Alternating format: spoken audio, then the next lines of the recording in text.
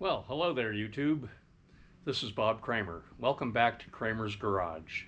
Let me show you what I'm working on today. What I have for you today is a 1975 Honda CB750. So I made a video a couple weeks ago about the new electrical wiring on my 1977 Goldwing, which is sitting right over yonder. Anyway, one of my friends saw that video and said, "Hey, can you do that to my 1975 750?" So I agreed to do it. So here's the 50-year-old wiring on this 750. This has a voltage regulator and a rectifier that are two separate pieces. So this is the rectifier and this is the regulator. And then there's a little fuse box up here. This is the old start solenoid. It's pretty rusty. Turn signal flasher. And then down in here there's I believe that's a lighting control module. So anyway, I'm going to take all this out and replace it. Oh, I'm getting ahead of myself. So also, this bike still has the original breaker points for the ignition. So I'm going to take all of this out and replace it with this. A new voltage regulator rectifier combined in one unit. A turn signal control module from Signal Dynamics, which will allow it to have self-canceling turn signals, and all four turn signals will also act as position lights. When I do that, I put red LED bulbs in the rear tail lights or rear turn signals so that they appear red at night. During the day, they appear kind of orangish. But anyway, it works pretty good with a red bulb in it. I'm putting a new modern start solenoid in it, which will have the main fuse integrated. And I'm also going to put this little tiny unit in here, and what this does is it makes the brake light flash. When you step on the brake, it will start out flashing rapidly, and then it'll flash slowly for a few seconds and then stay solid red. And you can also program that for different flash patterns and make it repeat every so many seconds and different things. And then I've got the Dynatech ignition here, so that'll be going in there replacing the contact breakers. And we've got an LED headlight bulb. This is an H4 LED headlight bulb. I put one just like this in my 77. It came as a pack of two, so one of them went in my 77 and the other one's going into this 75 CB750. I've drawn a new wiring diagram for this bike. This is the wiring diagram. It's a little more simple than the Goldwing wiring, so that's good. And I will have the self-canceling turn signals. Oh, and I'm correcting a problem that Honda created when they built these bikes. In Honda's world, the kill switch only killed the ignition circuit, but it did not kill the starter button circuit, or the starter solenoid circuit. So, if you forgot to turn your kill switch back on, you could sit there and crank your engine until the battery's dead and it won't start, but it'll still crank. So what I do to correct that is I put the start circuit through the kill switch also. So the kill switch kills the start circuit, which is here, and it also kills the ignition circuit, which is here also. These are the ignition coils. This is the start solenoid. zoom in on that. So this is the start solenoid, and this is the two ignition coils. The start solenoid is operated by the start button here, and the clutch switch has to be pulled in if you're not in neutral. If you're in neutral, the neutral switch will allow the start solenoid to ground through this diode. So anyway, yeah, so this is the new wiring that I'm going to be following, the new wiring diagram that I'll be following to rewire this bike. So anyway, stay tuned, and I'll show you how we get this all put together.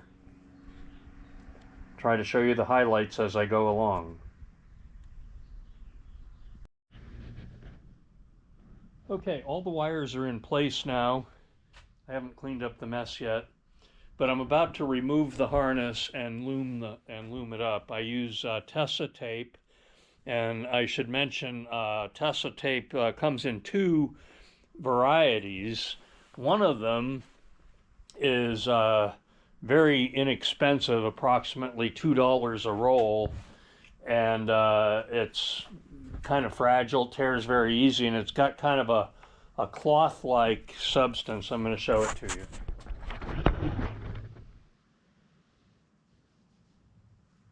So this is the cheaper version of Tessa tape. It's got a cloth-like feel to it, and when you wrap it, it kind of frays a little bit on the edges and makes it look a little fuzzy, but you can tear this with your fingers like that quite easily. This is the more, no, not that one. This one is the more expensive Tessa tape. This one is about $6 a roll, 3 times the cost, but this is a very durable tape. It's got a smoother finish. It does not fray on the edges, and you can't tear it. You have to cut this with scissors. So I mostly use this more expensive tape. Everything that's exposed, I use the more expensive tape. Sometimes if I'm looming up something that's just in a panel and it's fully sheltered, let's say, not exposed to the weather or the elements at all, sometimes I use the cheaper tape, but not very much. Anyway, so on here, okay, I've got the rear end all wired up. These are the lever lock connectors for the Signal Dynamics turn signal control unit. This 4-way Molex connector goes to the front turn signals and the control switches. And these ones go to the rear, brake light and turn signals. This little module here causes the brake light to flash. If you watched my video on the 77 Goldwing Rewire, you'll see how the Signal Dynamics unit and the flasher works. But anyway, so let's go down here.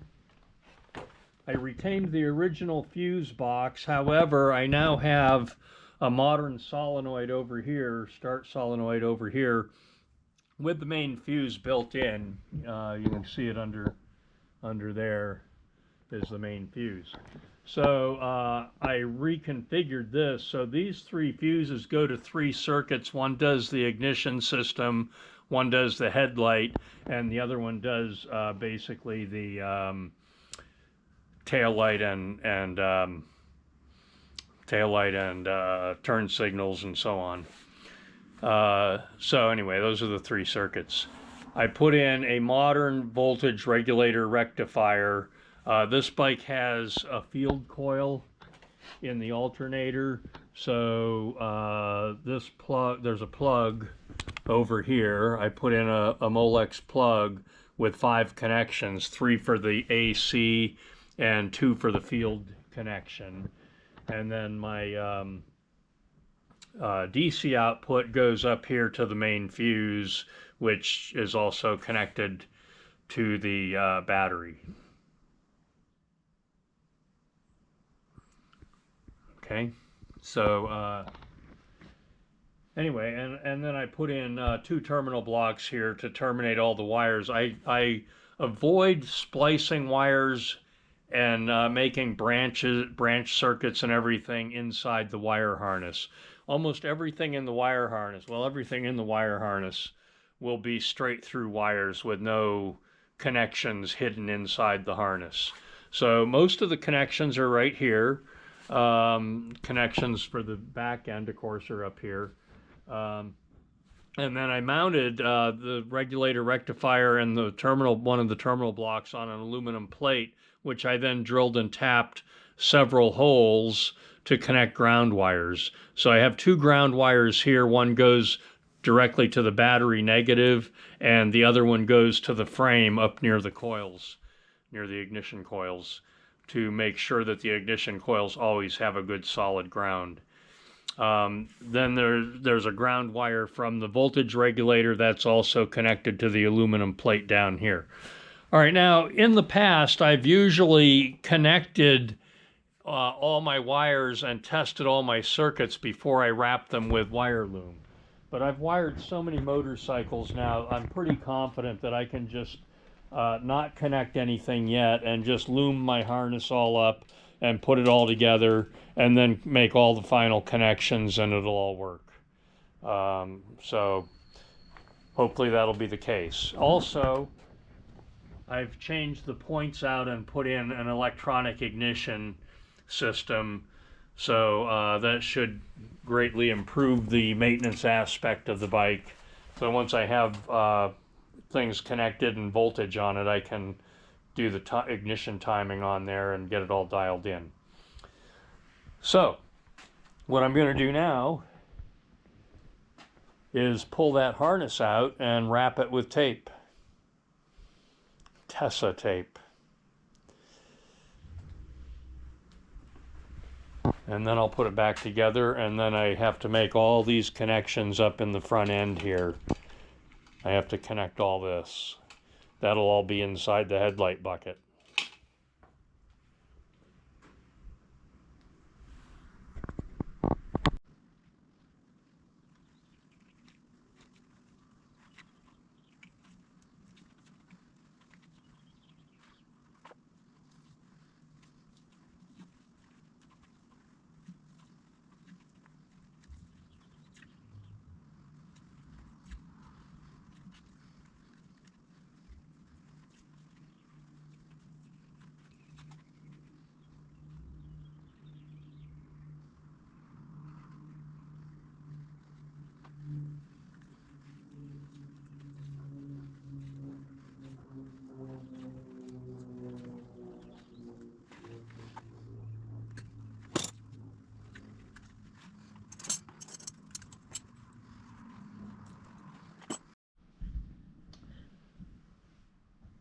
Okay, here it is.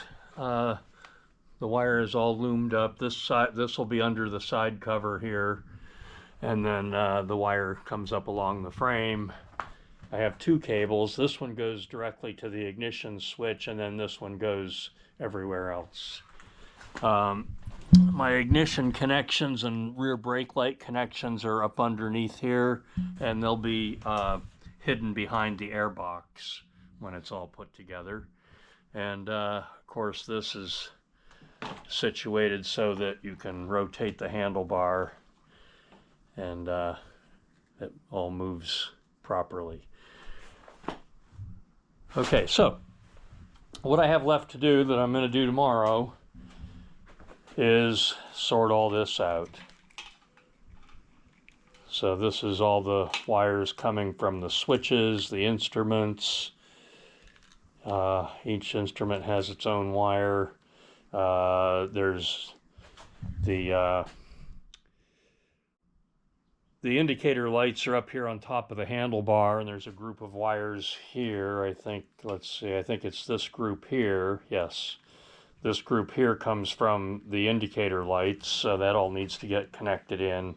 I'll probably put a 9-pin Molex on there, and so it all just plugs in. I think most of this is going to be plug and play with Molex connectors. I really don't like all these bullet connectors all over the place. So that'll be tomorrow, and I should be able to finish it. Right now I have about 10, 16, 18. I have around 18 hours in it so far. Between 18 and 20. Probably another 4 or 5 hours and I can finish it. I have to change out the front turn signals and put new ones in. One of them is broken. And then sort all that out and get it all packed into the headlight bucket. And it should work. Oh, and I'm gonna take this apart because the signal dynamics unit works best with a momentary contact here. I'm gonna take this apart and see if I can take the latch out of there so it becomes a momentary contact. Okay, you don't mind if I Then, go in here? Look. Let me know where to start. come back over here. Yeah, okay. That's a nice job in there. Good job, hon. Look at that. Okay, I'm back. Oh, wow. That looks like a shark. I'm trying to get a close-up of what I'm actually doing here so people can see it. All right.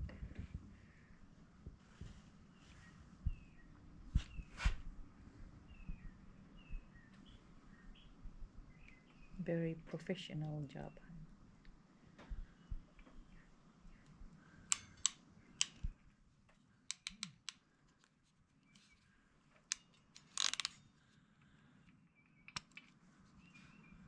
Oh, nice.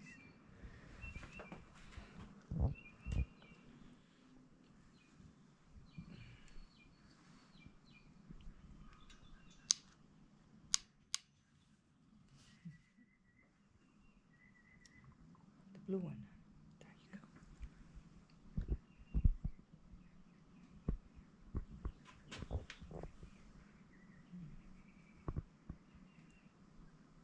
Oh.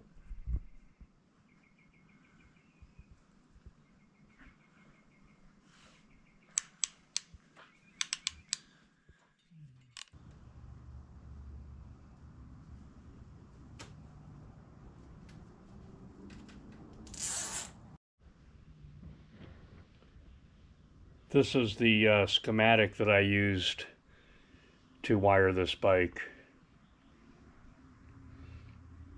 So anyway, if you want to pause the video and study my schematic, or I don't know, maybe if you're computer savvy, you can make a snapshot out of it and download it if you want.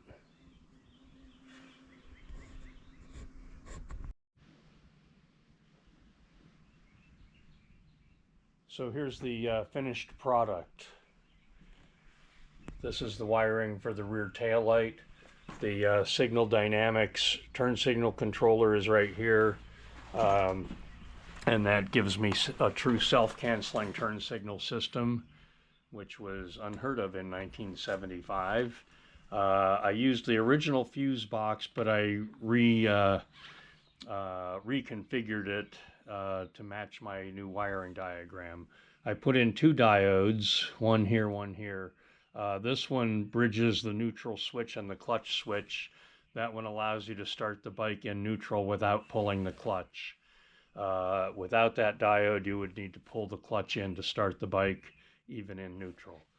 The other diode eliminates the need for a second pair of contacts in the ignition switch, which disconnects the parking light from the circuit. So this diode, when you're in run mode in the ignition switch, it connects the tail light to the ignition switch. When you switch it to park, it turns on the tail light without any feedback into the rest of the circuit. As you can see, I put 2 terminal blocks in here, so all the connections are here up here for the tail lights and rear turn signals, and then inside the headlight bucket, of course, there's a lot of connections.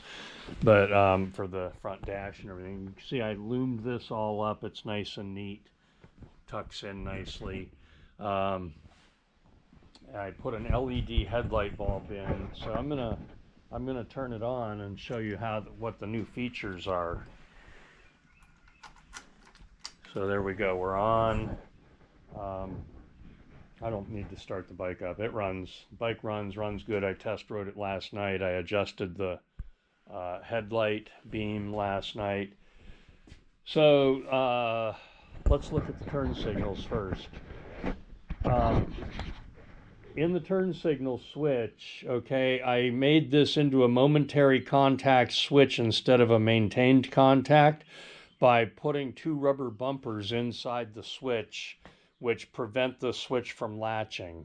So now what it does is it springs back, and you can see my turn signal's now going, and it's going to self-cancel in about 10 seconds. There we go. That's what that looks like. So if I do the other side, about 10 seconds, it'll self-cancel. Okay, now if you hold the brake, look, there's my turn signal. I'm going to hold the brake. It'll continue flashing as long as I'm holding the brake. There I am holding the brake. And that'll continue to flash. So if you're sitting at a traffic light, you hold your brake and your turn signal stays on. Release the brake and it'll cancel in about 10 seconds.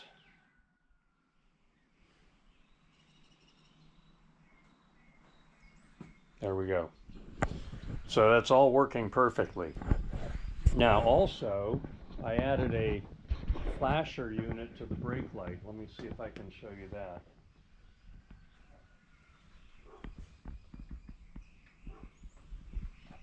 I did this basically the same way I did my 77 Goldwing in a previous video.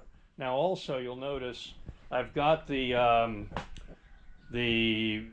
turn signals set up so they all act as marker lights, and I put red bulbs in the rear ones. They have amber lenses but red bulbs, so they appear red really, more so than amber.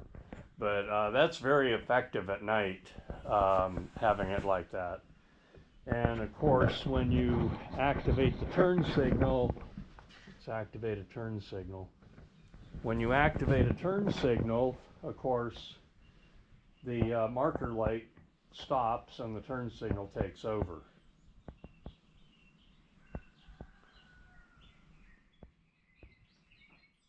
I think it's going to flash for 20 seconds now because I held the button a little longer.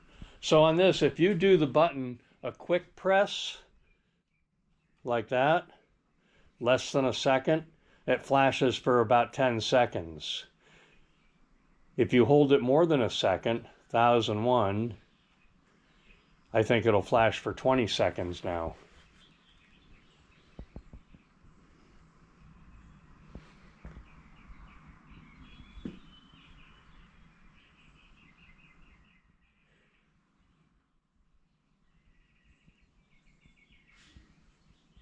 Yep, there we go, 20 seconds.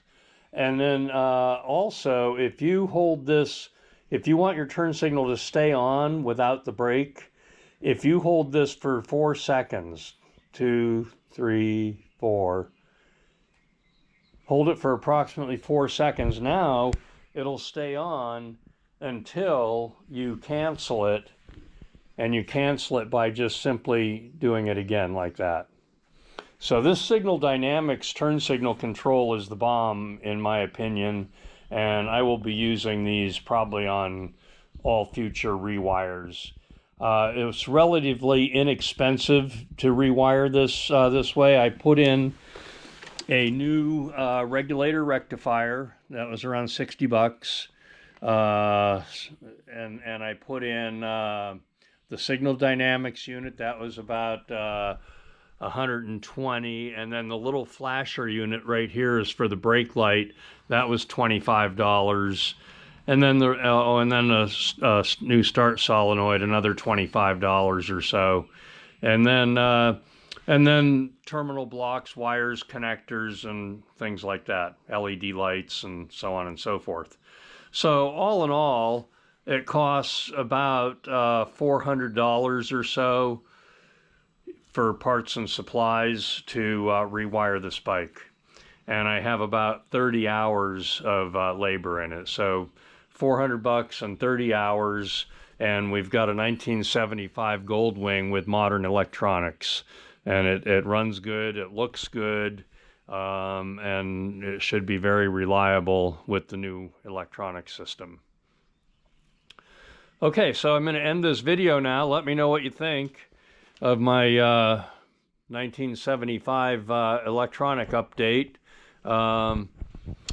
So I hope you enjoyed my video, and subscribe to my channel, and you'll get to see more interesting motorcycle projects and maybe a few other kinds of projects. Who knows what I might be doing in the garage next. Well, anyway, thanks for watching.